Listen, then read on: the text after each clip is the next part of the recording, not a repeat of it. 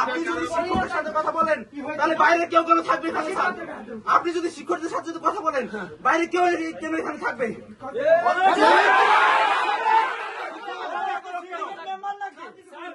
একটা বিষয় আপনাকে বলে যাওয়া হয়েছিল যে বৈষম্যের বিরুদ্ধে ছাত্র আন্দোলনের বিরুদ্ধে কারোর সাথে আপনারা নেগোসিয়েশন করবেন না, কোন ধরনের কথা তাদের শুনবেন না।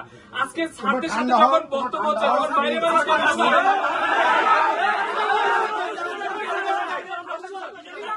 এই রুমের আওয়াজ ওই আমতলা থেকে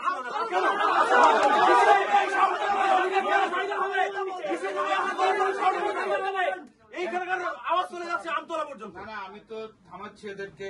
আমি মনে হচ্ছে এই ধৃষ্টতা কার?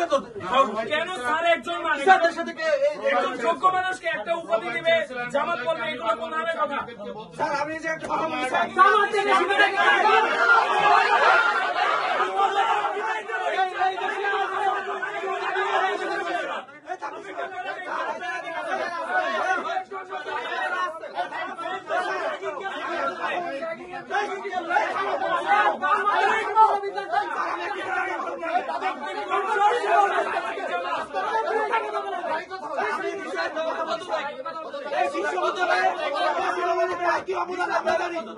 বিশ্ববিদ্যালয় প্রশাসনের সিদ্ধান্ত নিবে, যে সিদ্ধান্তের বাইরে কেউ যদি কথা বলে কোন কর্মকর্তা হোক যে হোক না কেন আমি তার গোলা দিলে হত্যা করবো তাকে। যে এই আন্দোলনে যে কর্মকর্তা এখন চিল্লাচিল্লি করতেছে আমি তাদের অবস্থান জানি। এই বিশ্ববিদ্যালয়ে এই কুষ্টিয়া এবং ইসলাম বিশ্ববিদ্যালয়ে আমি একক হাতে আন্দোলন প্রচারণ করছি। সহযোগিতা নিয়ে আমরা চলতে চাই, কিন্তু কেউ যদি এই সহযোগিতার মনোভাবকে কেউ যদি দুর্বলতা মনে করে তার আমি গলার নালি ছিঁড়ে ফেলে দেব। বিশ্ববিদ্যালয় প্রশাসনের সাথে এরকম দুঃসাহস করার সাহস কি করে? আপনি বিগত 2টা মারামারি হয়েছে, তাদের ভিতরে কোন শাস্তিমূলক ব্যবস্থা হয়নি।